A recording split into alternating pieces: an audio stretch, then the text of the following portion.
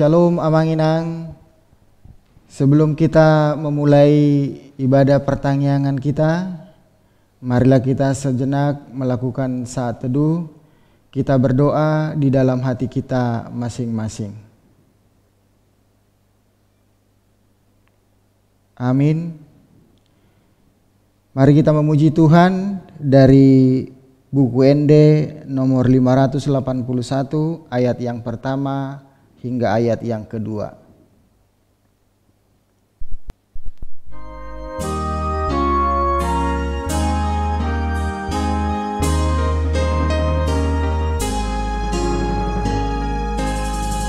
Sangabdi Jehovah nasun timbuli balgani ngolongna yang tarasani dilehon anakna nasasadai manomus ita jolma pardosai puji madebata ale manisia lasroham somba madebata dapoton Jehovah nasun dimuli marhite anakna Tuhan Yesus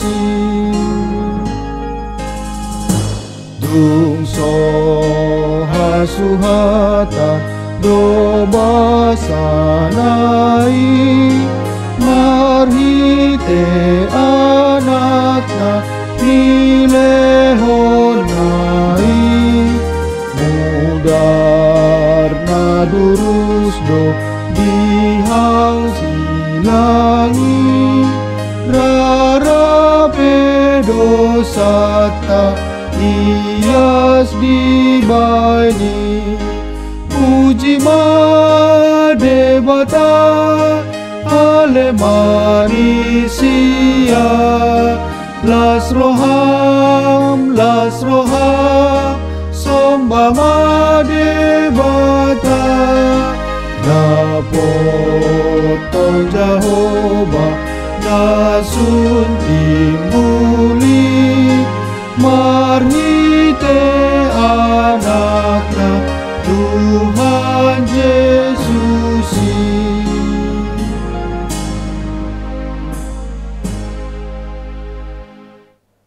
Di dalam nama Allah Bapa dan nama anaknya Tuhan Yesus Kristus dan nama Roh Kudus yang menciptakan langit dan bumi. Amin. Aku melihat Tuhan duduk di atas tahta yang tinggi dan menjulang, dan ujung jubahnya memenuhi bait suci. Para serafim berdiri di sebelah atasnya, dan mereka berseru seorang kepada seorang, katanya, Kudus, kudus, kuduslah Tuhan semesta alam, seluruh bumi penuh kemuliaannya. Haleluya. Marilah kita berdoa. Ya Allah kami, Allah Bapa, Anak dan Roh Kudus, kami mengucap terima kasih kepadamu karena Tuhan menjadikan, menyelamatkan dan menguduskan kami melalui kasih-Mu. Jagailah kami dari mara bahaya dan pencobaan. Hiburlah kami pada waktu kesusahan. Bantulah kami kalau jatuh, pimpinlah kami di akhir hidup kami, agar kami masuk dalam kerajaan-Mu. Di sanalah kami memuji Tuhan dalam hati dan perkataan yang baharu.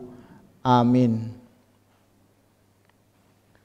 Epistel bagi kita dalam ibadah pertanyaan kita malam hari ini tertulis dari kitab Yohanes pasal yang ketiga, dimulai dari ayat yang ke-31 hingga ayatnya yang ke-36. Mari kita membacanya. Demikian firman Tuhan. Siapa yang datang dari atas adalah di atas semuanya. Siapa yang berasal dari bumi termasuk pada bumi dan berkata-kata dalam bahasa bumi. Siapa yang datang dari surga adalah di atas semuanya. Ia memberi kesaksian tentang apa yang dilihatnya dan yang didengarnya, tetapi tak seorang pun yang menerima kesaksiannya itu. Siapa yang menerima kesaksiannya itu, ia mengaku bahwa Allah adalah benar. Sebab siapa yang diutus Allah, dialah yang menyampaikan firman Allah, karena Allah mengaruniakan rohnya dengan tidak terbatas. Bapa mengasihi anak dan telah menyerahkan segala sesuatu kepadanya. Barang siapa percaya kepada anak, ia beroleh hidup yang kekal. Tetapi barang siapa tidak taat kepada anak, ia tidak akan melihat hidup, melainkan murka Allah tetap ada di atasnya. Demikian firman Tuhan. Berbahagialah orang yang mendengar firman Allah serta memeliharanya. Amin. Kita memuji Tuhan dari buku ND nomor 719.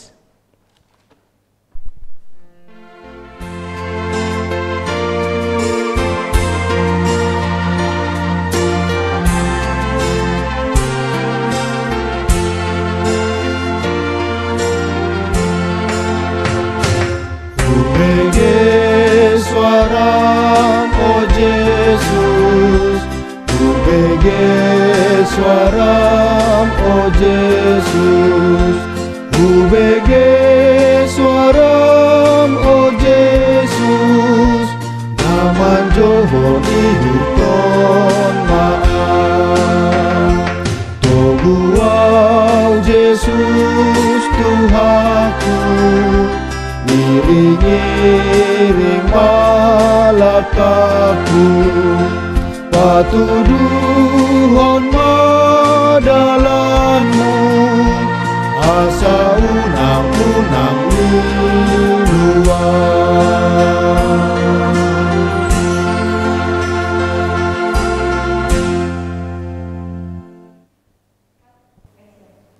Kita bersatu dalam doa. Terima kasih Tuhan yang baik atas penyertaan dan berkat-Mu Tuhan. Engkau masih bisa mengumpulkan kami Tuhan pada kesempatan untuk melaksanakan pertayangan pada hari ini Tuhan. Sebentar lagi kami akan mendengar sebagian dari sabda-Mu Tuhan. Kiranya Engkau memberkati kami Tuhan, buka hati dan pikiran kami Tuhan, agar kami bisa serius untuk mendengarkan firman Tuhan. Inilah doa Bapa sempurna, kiranya Engkau menyempurnakannya. Dalam Yesus Kristus kami berdoa dan bersyukur. Amin. Shalom untuk kita semua. Khotbah kita pada pertayangan hari ini terambil dari Yesaya 6 ayatnya yang 1 sampai ke 8 akan saya bacakan untuk kita semua. Yesaya mendapat panggilan Allah. Dalam tahun matinya Raja Uzia, aku melihat Tuhan duduk di atas tahta yang tinggi dan menjulang, dan ujung jubahnya memenuhi bait suci. Para serafim berdiri di sebelah atasnya, masing-masing mempunyai 6 sayap, 2 sayap dipakai untuk menutupi muka mereka, 2 sayap dipakai untuk menutupi kaki mereka, dan 2 sayap dipakai untuk melayang-layang. Dan mereka berseru seorang kepada seorang, katanya, Kudus, kudus, kuduslah Tuhan semesta alam, seluruh bumi penuh kemuliaannya. Maka bergoyanglah alas ambang pintu disebabkan suara orang yang berseru itu, dan rumah itu pun penuh dengan asap. Lalu kataku, celakalah aku binasa, sebab aku ini seorang yang najis bibir, dan aku tinggal di tengah-tengah bangsa yang najis bibir. Namun mataku telah melihat Sang Raja, yakni Tuhan semesta alam. Tetapi seorang daripada serafim itu terbang mendapatkan aku. Di tangannya ada bara, yang diambilnya dengan sepit dari atas mezbah. Ia menyentuhkannya kepada mulutku serta berkata, lihat, ini telah menyentuh bibirmu, maka kesalahanmu telah dihapus dan dosamu telah diampuni. Lalu aku mendengar suara Tuhan berkata, siapakah yang akan kuutus, Dan siapakah yang mau pergi untuk aku? Maka sahutku, ini aku, utuslah aku. Demikian firman Tuhan. Bapak, Ibu, dan saudara-saudara yang ada di rumah, ada pertanyaan yang akan muncul kepada hati kita ataupun kepada saya. Siapakah yang dipanggil oleh Tuhan untuk berkarya bersama dengan Dia? Nah, apakah orang tersebut yang mempunyai kesempurnaan atau kemampuan atau skill atau ketampanan, ataukah dia cantik ataukah dia ganteng? Kefasihan dalam hidupnya. Pada nats khotbah kita hari ini, Yesaya telah dipanggil oleh Tuhan untuk pewarta Tuhan. Namun di situ Yesaya berkata ketika dia dipanggil pada ayatnya yang ke-5-7, celakalah aku binasa sebab aku ini seorang yang najis bibir dan aku tinggal di tengah-tengah bangsa yang najis bibir. Tetapi seorang daripada mataku telah melihat sang raja. Terbang mendapatkan aku, di tangannya ada bara yang diambil dengan sepit dari atas mezbah. Ia menyentuhkannya kepada mulutku serta berkata, lihat, ini telah menyentuh bibirmu, maka kesalahanmu telah dihapus dan dosamu telah diampuni. Nah, pada ayat ini Tuhan memanggil setiap orang yang ingin melayani Dia, tidak berdasarkan latar belakang dia sudah berdosa, atau dia berdasarkan dia tidak pintar, atau berdasarkan belakang dia tidak ganteng atau tidak cantik. Nah, di sini saya sudah menunjukkan dirinya bahwa dia seorang pendosa. Namun di situ Allah masih tetap memilih dia. Nah, pada ayat yang ke-6, pada ayat yang ke-8 maksud saya. Lalu aku mendengar suara Tuhan berkata, siapakah yang akan kuutus dan siapakah yang mau pergi untuk aku? Maka sahutku, ini aku, utuslah aku. Nah, pengutusan Tuhan tidak memilih orang yang sudah sempurna, baru Tuhan utus. Yakin dan percayalah, Tuhan mengampuni dan memperlengkapi setiap orang yang mau dipakai untuk bekerja di tangan Tuhan. Hal pertama yang diberitakan pada ayat 1-4 tentang kebesaran Tuhan yang maha dahsyat, tentang kebesaran Tuhan yang maha esa. Syarat dari mereka yang dipanggil untuk membuat perubahan dan pembaharuan adalah harus melihat, menyaksikan, dan mengalami kebesaran Tuhan. Orang yang dipanggil Tuhan adalah mereka yang berada dalam lingkungan kekuasaan Allah dan berada dalam pandangan kepemimpinan Allah. Supaya apa? Supaya untuk menikmati janji Kristus tersebut. Yesaya sudah menyaksikan bahwa Tuhan sudah duduk di atas tahtanya dan para serapi memuji kemuliaan Allah. Itulah yang harus dilakukan pertama-tama oleh Yesaya jika ia mau melakukan perubahan dan pembaharuan, yaitu apa? Dengan memuji dan memuliakan Tuhan. Panggilan kepada murid juga bukan para dari orang-orang pintar atau orang-orang terpilih. Namun Yesus tetap memilih dari latar belakang manapun. Contoh yang bisa kita ambil dari Simon Petrus, seorang nelayan, seorang penjala ikan. Begitu takjubnya Simon Petrus dengan apa yang dilakukan oleh Tuhan. Yesus berkata pada Lukas 5 ayat yang ke-8-10, ketika Simon Petrus melihat hal itu, ia pun tersungkur di depan Yesus dan berkata, Tuhan, pergilah daripadaku, karena aku ini seorang berdosa. Sebab ia dan semua orang yang bersama-sama dengan ia takjub oleh karena banyaknya ikan yang mereka tangkap. Demikian juga Yakobus dan Yohanes, anak-anak Zebedeus, yang menjadi teman Simon. Kata Yesus kepada Simon, jangan takut, mulai dari sekarang engkau akan menjala manusia. Simon Petrus dan kedua anak Zebedeus menyaksikan bagaimana mukjizat yang dilakukan oleh Tuhan Yesus. Sudah bukan waktu menjala ikan, namun hasilnya begitu melimpah ruah. Melihat kuasa yang demikian, Simon merasa tidak layak untuk menjadi murid-murid Yesus, untuk menjadi pengikut Yesus. Karena apa? Karena dia merasa bahwa tidak mungkin seorang nelayan bisa untuk menjadi murid Yesus. Namun, tidakkah kita menyadari ini yang terjadi kepada kita atau sebagai orang percaya terjadi ketika kita untuk dipilih menjadi pekerja Yesus. Dipanggil bukan dari kesempurnaan, bukan dari kekayaan, ketampanan maupun kemampuan. Tetapi Tuhan memanggil kita dilihat dari kita yang percaya kepada Dia, kita yang percaya kepada kekuasaan Dia, dan kita yang mau merendahkan diri dan mau dibentuk di hadapan Allah untuk kita. Namun memang kita perlu menyadari siapa diri kita untuk menerima panggilan tersebut, panggilan yang mulia, agar kita dapat menjalankan tugas kita dengan benar. Hanya dengan mengenal kekudusan Allah, kita menyadari bahwa diri kita masih banyak yang kurang, masih banyak yang harus dibenahi. Hanya dengan dikuduskan oleh Allah, kita dilayakkan untuk menjadi pelayan Dia. Kita bisa dilayakkan untuk menjadi pekerja Dia. Dengan kesadaran bahwa kekudusan diri kita semata-mata itu anugerah. Kita tidak boleh menjadi sombong, melainkan sepenuhnya bersandar pada kekuatan Allah untuk menyampaikan firman Allah atau menyebarkan firman Allah kepada umat-umatnya. Nah, pada khotbah hari ini, kisah Yesaya mengingatkan kita atau menunjukkan sesuatu yang mengejutkan berkenaan dengan hubungan kita dengan Tuhan. Kita tidaklah sempurna, melainkan jauh dari kata sempurna. Tidak ada satu orang pun dari kita bisa dikatakan pada kata sempurna. Namun kita bisa berdiri dalam posisi yang bebas dan memiliki daya untuk menjawab ya atau tidak kepada panggilan pengutusan Allah. Namun semoga para bapak ibu di rumah bisa mengatakan dengan lantang bahwa ini aku Tuhan, utuslah aku. Bahwa kita sudah siap menjadi pengikut Tuhan Yesus Kristus. Amin. Kita bersatu dalam doa.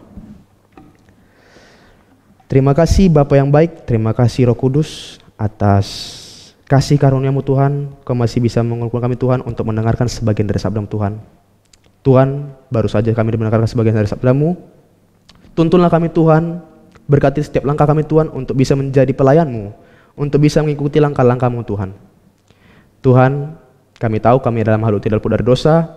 Kiranya Tuhan mengampuni seluruh dosa-dosa kami Tuhan, agar kami layak dipanggil menjadi murid-murid-Mu Tuhan, agar kami layak menerima berkat-berkat-Mu Tuhan. Ilah domba-Mu Kru sempurna, kiranya Engkau menyempurnakannya. Dalam Yesus Kristus kami berdoa dan mengucap syukur. Amin. Marilah kita bernyanyi dari buku Ende nomor 504 ayat yang pertama hingga ayat yang kedua sambil kita mengumpulkan persembahan.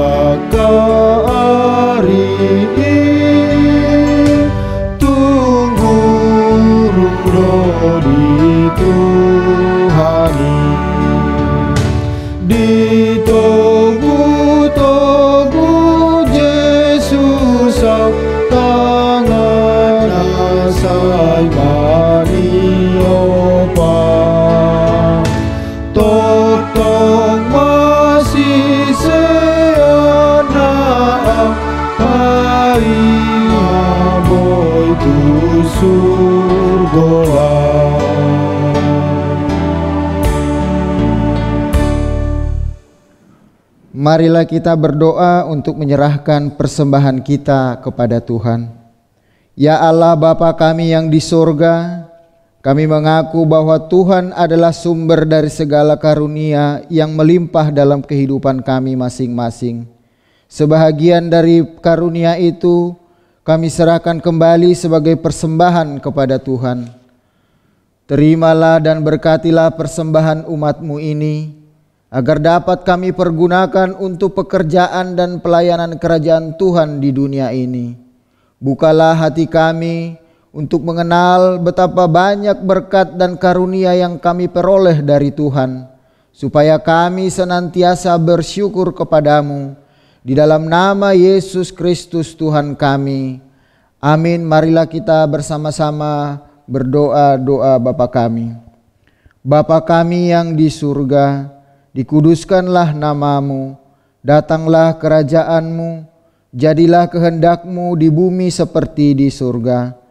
Berikanlah kami pada hari ini makanan kami yang secukupnya, dan ampunilah kami akan kesalahan kami, seperti kami juga telah mengampuni orang yang bersalah kepada kami.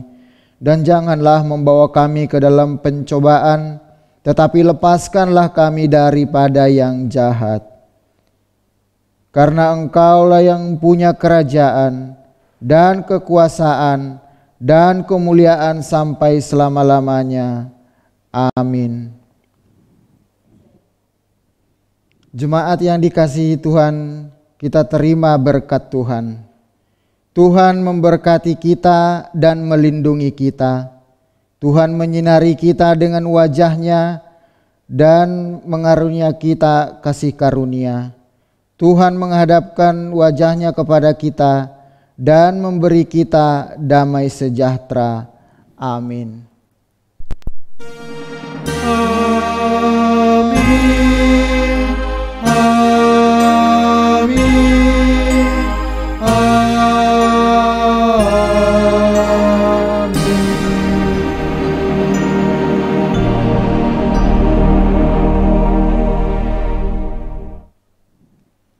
Shalom Bapak Ibu sekalian, demikian ibadah pertangyangan kita. Kiranya Tuhan Yesus memberkati kita sekalian. Horas.